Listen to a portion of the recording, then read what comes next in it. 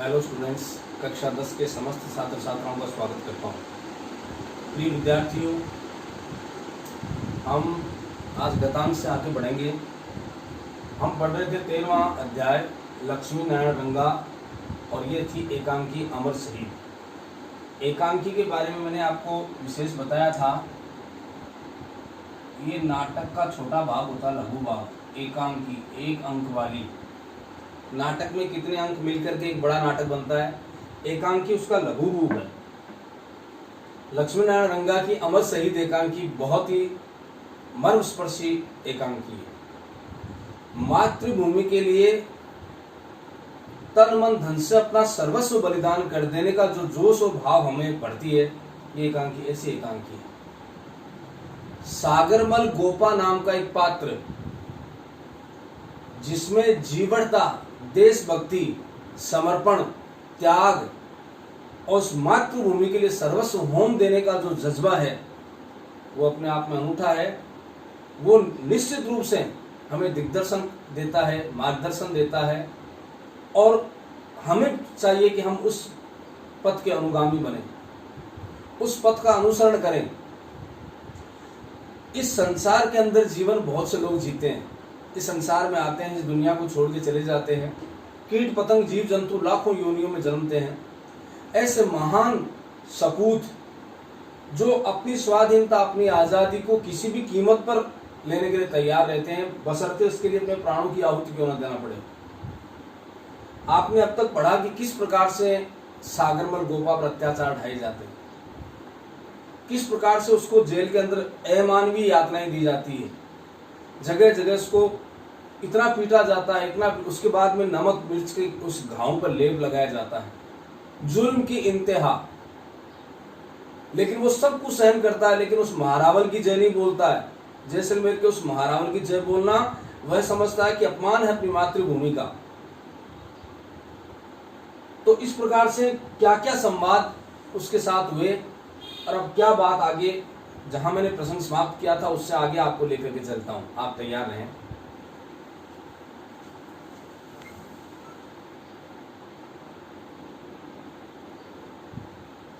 तो बच्चों, जहां तक हमने पढ़ा था उससे आगे का भाग मैं अब शुरू करता हूं। आपको मैंने बताया था कि किस प्रकार से सागरमल गोपा पर अत्याचार ढाए जाते हैं। तो इसके बाद गुमान सिंह जो है वो अपने सिपाहियों से बोल करके उसको बहुत बुरी तरह पीटता है। सागरमल गोपा की बहुत ज़्यादा पिटाई होती है। तब वो जेलर बीच में आता है, और जेलर आकर के और सागरमल गोपा को पीटने से रोकता है, और गुमान सिंह को कुछ देर के लिए बाहर भेजता है। वो आकर के सागरमल को समझाने का प्रयास करता है कि देखो, मातृभूमि के लिए बलिदान होना अच्छी बात है, हम बुरा नहीं मानते, लेकिन तुम्हारी आवाज को यदि यही दबा दिया जाए, उसका कोई मतलब ना निकले, तो फिर तुम्हारा बलिदान किस काम का। तो इसलिए कुछ समझो। इस प्रकार तुम जुर्म की इंतहा सब कुछ सह रहे हो, इसको सहना बंद करो। क्या क्या बात उनमें होती है आप ध्यान से देखें। जेलर कहता है, वहां से मैं प्रश्न संख्या 64 से शुरू कर रहा हूं। वो तो ठीक है गुमान सिंह जी, पर सभी को एक ही लाठी से नहीं हाँका जा सकता। ये स्वतंत्रता के दीवाने सर कटा लेंगे पर झुकाएंगे नहीं। इनसे तो नीति से काम लेना चाहिए, ताकि सांप भी मर जाए और लाठी भी ना टूटे। वो उस गुमान सिंह को समझाते हैं जेलर कि आपको पीटने से ये कुछ नहीं होने वाला है, आप तरीके से काम करवाइए ताकि सारा काम ठीक हो जाए। सांप भी मर जाए और लाठी भी ना टूटे, ये मुहावरा है। इन चीजों का आप ध्यान रखें। सांप भी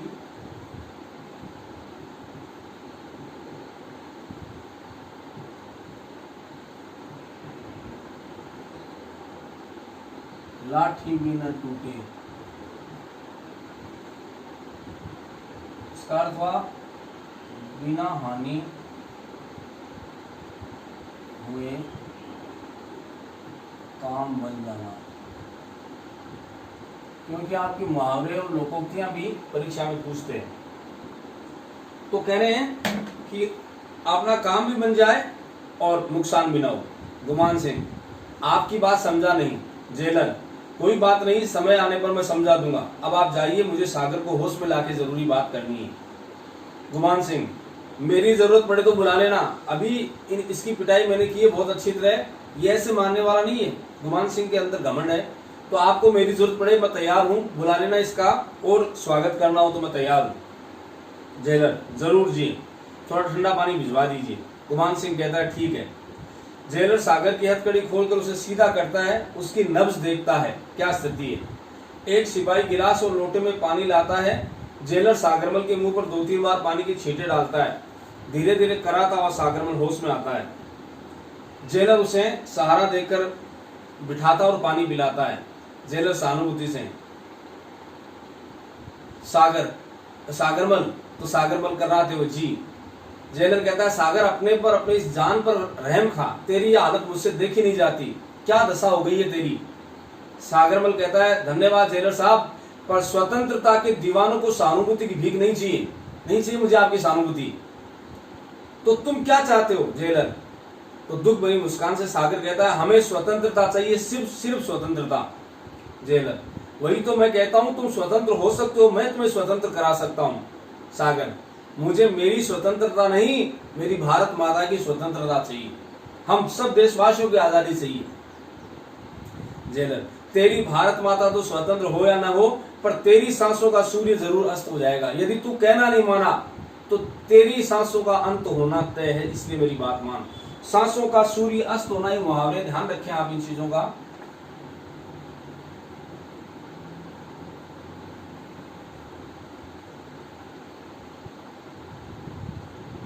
सांसों का सूर्य अस्त होना,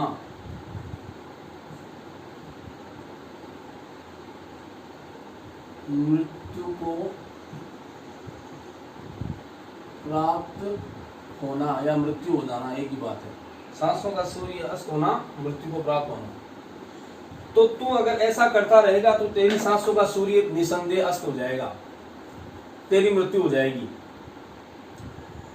तो सागर उठने का प्रयास करता है। इस स्वतंत्रता के लिए प्राणों के हजारों सूर्य व्यस्त करने पड़े तो मैं हर जीवन में ऐसा करने को तैयार हूं, यह है उसका जज्बा।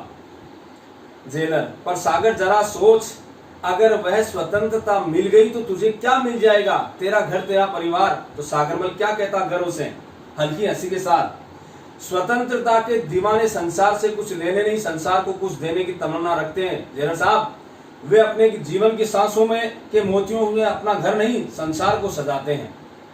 यानी हम केवल अपना भला नहीं चाहते, स्वार्थ नहीं है, हम पूरे हिंदुस्तान को अपना परिवार समझते हैं, उन सबको सजाना चाहते हैं, उन सब की स्वतंत्रता को हम चाहते हैं।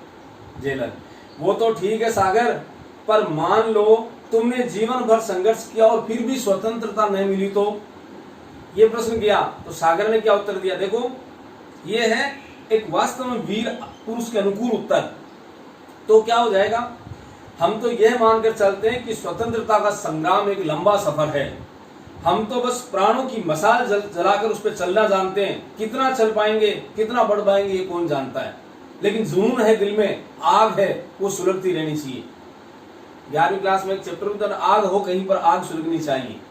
तो वही बात जेलर। और चलते चलते जिंदगी के कदम थक गए तो सागर, तो ये मसाल हम किसी और को सौंप देंगे, और को हाथ में सौंप करके मौत की गोद में सिर रखकर आराम से सो जाएंगे, लेकिन हम झुकेंगे नहीं। जेलर समझाता है, पर सागर जब तक जान है तब तक जहान है। क्या तुझे विश्वास है कि इन तेज तूफानों में तुम्हारी मसाल जलती रहेगी? क्या तुम्हारा स्वतंत्रता का आंदोलन जिसे तुम अकेले लेके चल पड़े हो, क्या वो जारी रहेगा, चल सकता है? सागरमल कहता है वह मसाल ही क्या जेलर साहब जो तूफानों में बुझ जाए। क्या सुंदर बात कही है। फिर भी अगर यह मसाल बुझने लगी तो हजारों दूसरी मसालें प्रज्वलित करके बुझेंगी, हम और जलाएंगे मसाल। हर मसाल को एक ना एक दिन बुझना ही पड़ता है, चाहे जल्दी या देर। फिर बुझने का क्या डर है, मुझे जाना है, संसार से चला जाऊंगा, लेकिन एक ज्योति जला के जाऊंगा देशवासियों की दिल के अंदर, ऐसी ज्योति कि जो आग बनकर के, शोला बनकर के इनके ऊपर बरसेगी। जेलर पर सागर उस स्वतंत्रता से क्या फायदा जो मौत के बाद मिले, तेरी मृत्यु हो जाएगी, फिर क्या फायदा उसका? बीच में बात काटकर स्वतंत्रता सेनानी आम का बाग लगाता है जेलर साहब, वह जानता है इस आम का अमृत उसे नहीं मिलेगा, वह अपने प्राण बोकर खून पसीने से सींचकर यह अमृत फल आने वाली पीढ़ियों के लिए उगाता है। स्वतंत्रता संग्राम इसी भावना से लड़ा जा रहा है। भागीरथ गंगा खुद के लिए नहीं लाया था, युगों युगों तक लोग उस भागीरथ से अपने तन मन की प्यास बुझाते रहे। देख लो आप, आदमी स्वार्थी नहीं होना चाहिए। भागीरथ गंगा लेके आया, आज दुनिया उससे अपनी प्यास बुझाती है। तो क्या वो अपने लिए सोच के लाया था? हम अपने प्राणों का बलिदान देंगे, लेकिन इस हिंदुस्तान को आजाद कराने का सपना जो है वो कभी छोड़ नहीं सकते। जेलर, गंगा लाने पर भागीरथ का नाम तो अमर हो गया, पर तेरा नाम इस अंधेरी कालकोठरी में घुट घुट के दम तोड़ देगा। तुझे कोई नहीं पूछने वाला। इस कालकोठरी में तेरे को तरह तरह की यातनाएं देकर मार डालेंगे लोग। नींव का पत्थर कब कहता है? देखो सागर का उत्तर, नींव का पत्थर कब कहता है जेलर साहब की मेरी कहानी बने। उस पर खड़ा भवन ही उसकी जीवंत कहानी होता है। अंधेरे में गलकर भी वह अजर अमर है, चाहे उसका स्वयं का अस्तित्व उजागर न हो। इसलिए नींव के पत्थर का महत्व हर कीर्ति स्तंभ से बढ़कर होता है। ऊपर लगा वाला कंगूरा वो तो दिखावटी होता है, लेकिन याद रखो जेलर साहब की जो इमारत टिकती है वो नींव की ईंट पर या नींव के पत्थर पर टिकती है। और उस नींव के पत्थर का जो बलिदान है वो कभी भुलाया नहीं जा सकता, क्योंकि जो आसमान में चमकने वाला कंगूरा है वो किसकी बदौलत है? उस नींव की ईंट। तो हम बलिदान देंगे तो हमारे बदौलत आगे आने वाले हमारे हिंदुस्तान के भाई सुख और चैन से यदि अपनी जिंदगी गुजार सके, स्वतंत्रता के साथ स्वतंत्रता की हवा में सांस ले सके, तो इससे बड़ी नेमत और क्या होगी हमारे लिए? उससे बड़ा पुरस्कार क्या हो सकता है हमारे लिए? बहुत बड़ा जुनून है देशभक्ति का। जेलर कहता है फिर भी हर काम करने वाला नाम तो चाहता ही है। सागर हल्की हंसी। जेलर साहब, बसंत लाने के लिए झड़ने वाले पत्ते कब कहते हैं कि कोई उनका यशो गीत गाए? यश का गीत, यशोधन गीत। ये देखो आप, यशो गीत,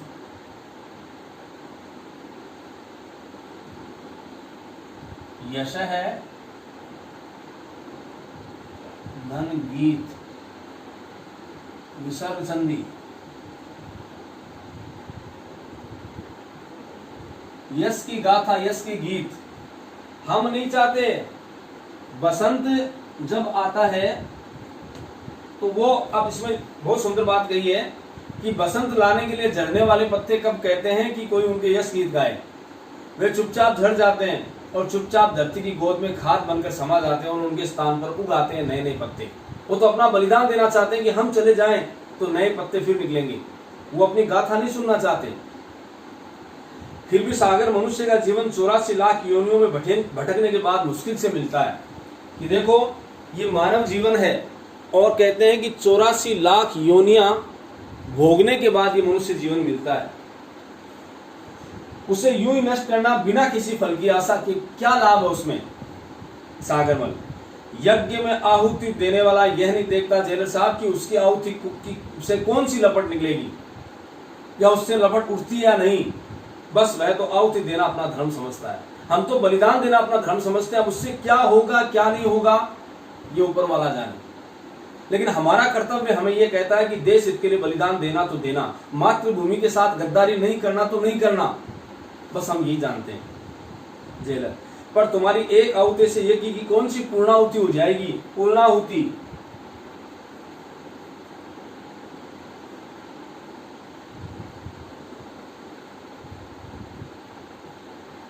पूर्ण धन आहुति,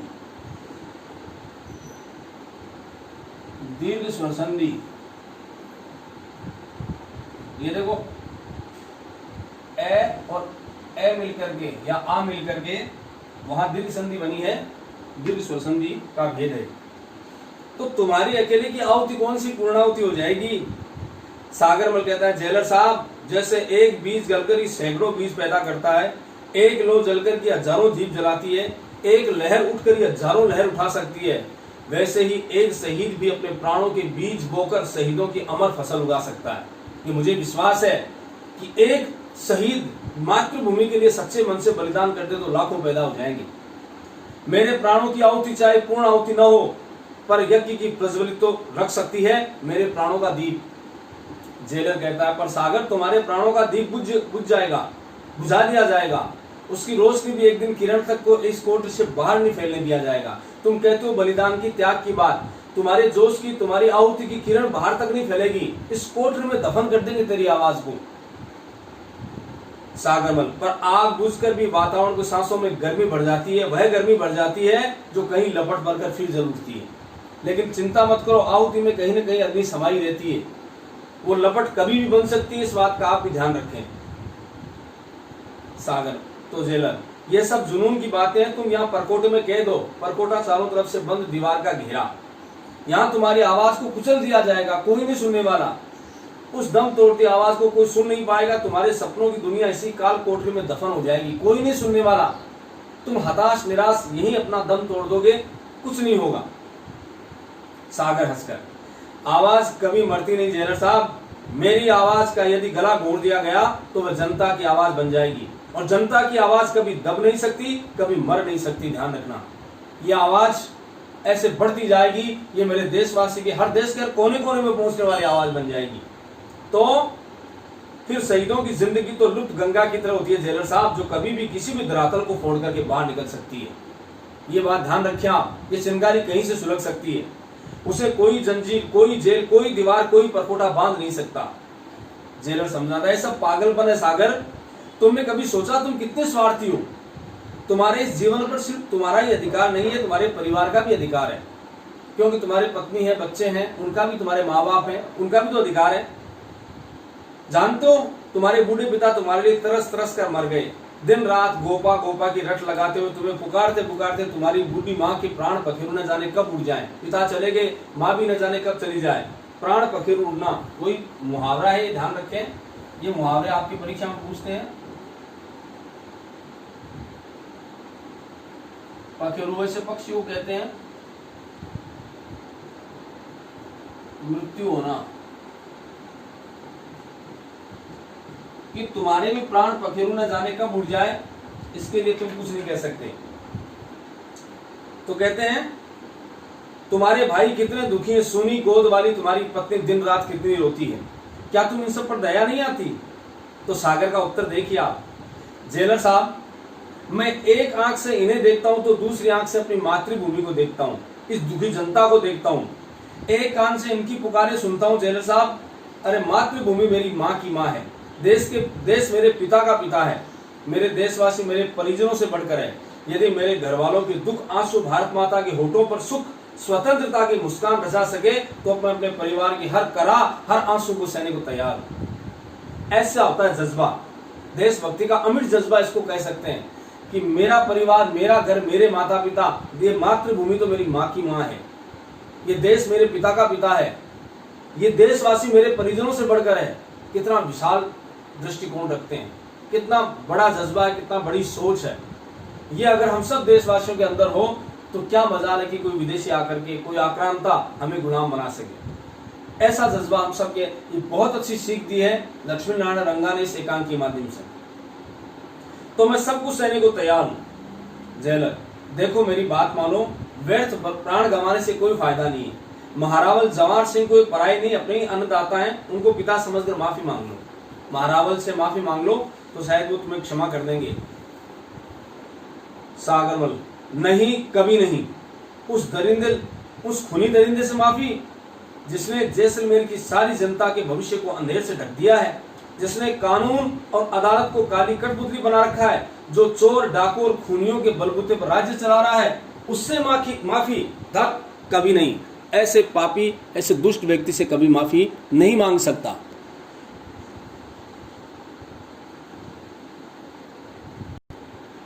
तो आप मुझसे इस माफी की अपेक्षा कभी ना करें, मैं उससे माफी नहीं मांग सकता।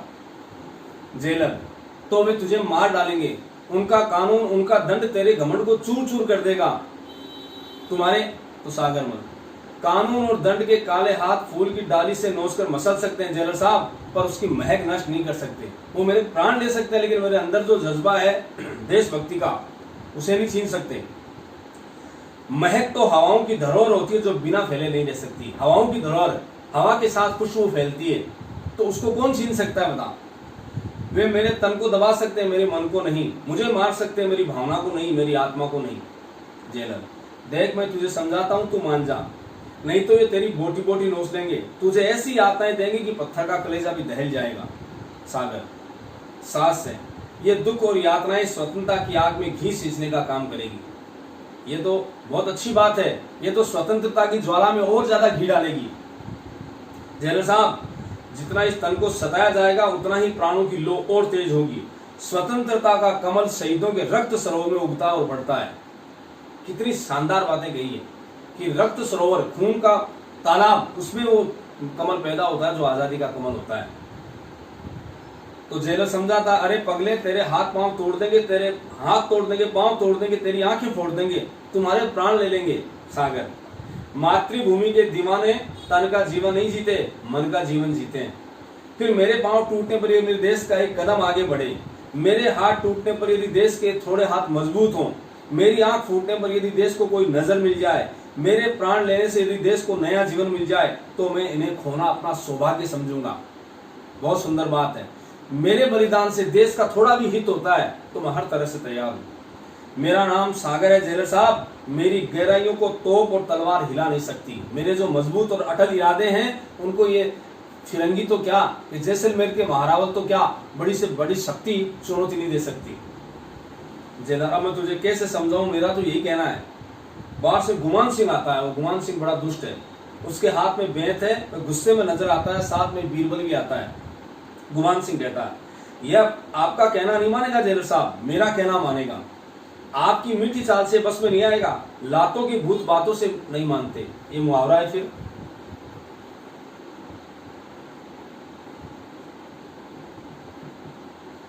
लातों के भूत बातों से नहीं मानते। अर्थ हो गया, दुष्ट व्यक्ति समझाने से नहीं मानता, या कह सकते हो सुधरता।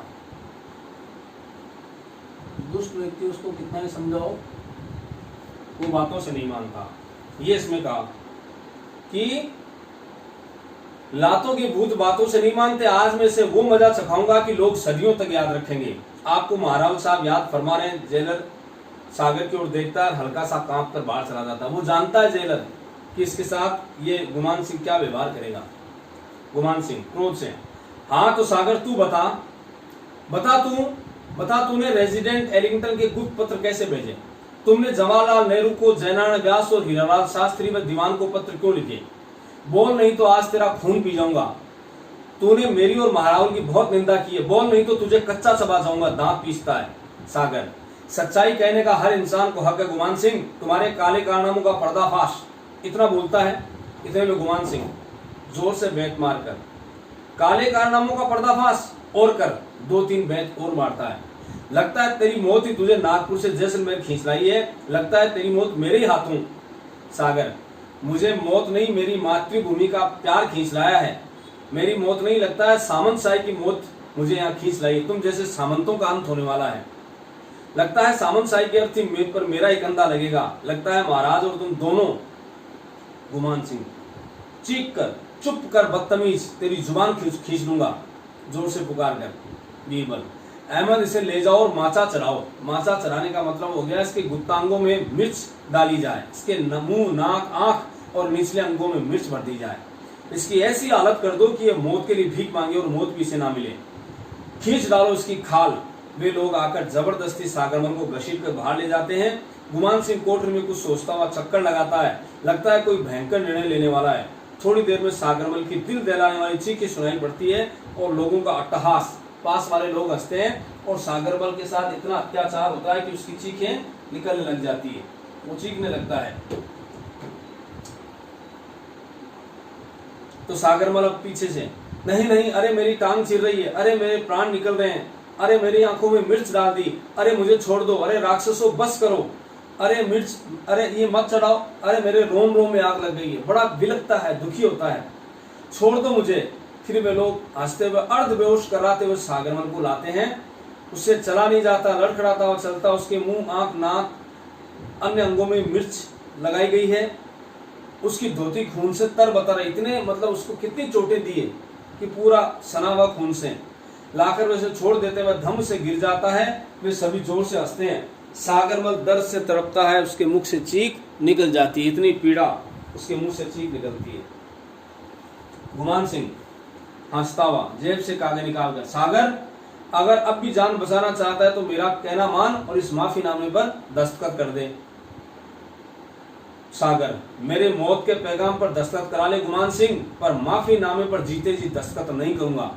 तुम लोगों ने पहले भी नारकीय यातनाएं दे रखे, नारकीय नरक जैसी, ये शब्दों का यानी नरक जैसी, यातना शब्द कष्ट, पीड़ा या कष्ट, तुमने पहले भी नारकीय यातनाएं दी है। अब कहते हैं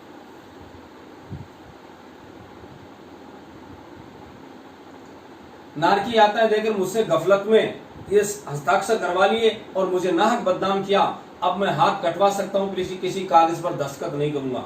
गुमान सिंह तू क्या नहीं करेगा, तेरी छाया करेगी। तुमने गुमान सिंह का गुस्सा देखा नहीं, या तो देख दस्तखत कर माफीनामे पर। सागर बीच में बात काटकर, ताकि माफीनामा दिखाकर तुम मुझे जनता की नजरों में गिरा सको, दस्तखत करके जनता और सरकार को बता सको कि मुझ पर कोई अत्याचार नहीं किया गया। गुमान सिंह तुम्हारी ये साजिश कभी सफल नहीं होगी। गुमान सिंह हंसकर, गुमान का हर मोरा ठीक जगह पर बैठता है, मैं जो काम करता हूं पुख्ता करता हूं। सागरमल अगर तुमने इन कागजों पर दस्तखत नहीं किए तो तुझे मिट्टी का तेल छिड़क करके जिंदा जला दूंगा।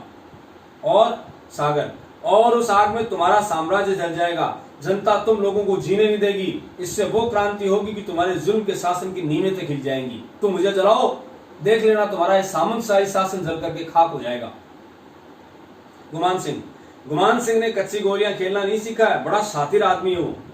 तुमने जगह जगह पत्रों में लिखा है कि इस अत्याचार को अब सह नहीं सकता, है ना, इससे तो आत्महत्या ही करना अच्छा। हंसता हुआ खूनी भेड़ी की सी नजर टिकाकर, समझे कि नहीं, यानी तुझे मार करके, और तुमने कई जगह कह रहा कि अब ये जुल्म मुझसे सहन नहीं होता तो मैं आत्महत्या करूंगा, तो तेरे को जिंदा जला करके आत्महत्या का जामा पहना देंगे और कह देंगे इसने आत्महत्या कर ली।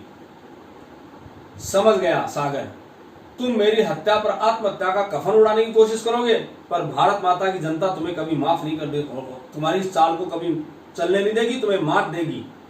गुमान सिंह नहीं, कभी नहीं, तेरे परदादे ने भी आत्महत्या की थी, ये तो तुम्हारा पुश्तैनी रोग है, पुश्तैनी खानदानी, पुश्तों से चला आ रहा।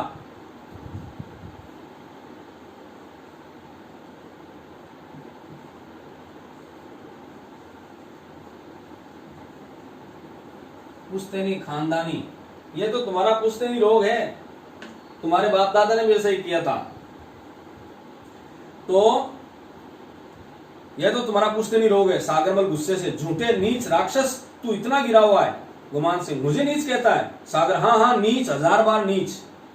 गुमान बीरबल मिट्टी के तेल का कनस्तर लाए, शायद वो मजा चखाऊं कि याद रखे। बीरबल चुप खड़ा सोचता रहता, चीख कर मैं कहता हूं ला कनस्तर, वो बोतल जिसको बोलते हो आप, प्लास्टिक से बनी हुई कनस्तर, वो लेके आ। गुमान सिंह कनस्तर लेकर सागर की तरफ बढ़ता हुआ। सागर हाँ हाँ कहूंगा। गुमान सिंह गुस्से से, कहेगा? सागर में फिर कहता हाँ कहूंगा। गुमान सिंह आग बबूला हो जाता है। आग बबूला होना, अत्यंत क्रोध में आना।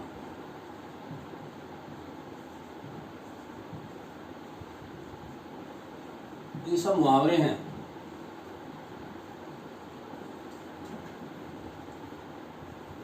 अत्यंत क्रोध में आना, वो गुस्से से आग बबूला। अब कहते हैं हाँ हाँ कहूंगा, कहेगा हाँ कहूंगा, तो गुमान सिंह आग बबूला हो जाता है। तो ले अब भी सोच ले, वरना माचिस जलाता हूं। उसके ऊपर तेल छिड़क देता है, बोले मैं माचिस जलाने वाला हूं, जला ले। गुमान सिंह जला लूं? हाँ हाँ जला ले, सागरमल कहता है। गुमान माचिस निकाल कर जलाता हुआ, यह जलाई और अब तू देखते देखते राख हो जाएगा। बोल माफीनामे पर दस्तखत करता है कि नहीं? सागरमल नहीं करूंगा, जल जाना मंजूर है पर माफी नहीं मांगूंगा। नहीं मांगेगा? आखिरी बार पूछ रहा हूं, नहीं मांगूंगा राक्षस। गुमान सिंह गुस्से से, राक्षस तो ले। माचिस लगा देता है। सागर के कपड़ों में आग लगती है, वह बुझाने का प्रयास करता है। गुमान सिंह और उसके साथी हंसते हैं। धीरे धीरे आग तेज होती है।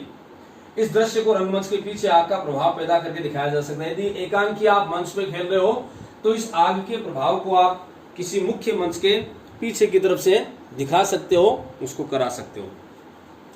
तो अगर हो सके तो थोड़ा तेल और छिड़क दे गुमान सिंह, ताकि तेरे और मेरे दोनों के अरमान पूरे हो जाएं। इसकी आखिरी इच्छा पूरी कर दी जाए। आग तेज होती है, उसमें तेल और छिड़क दिया जाता है।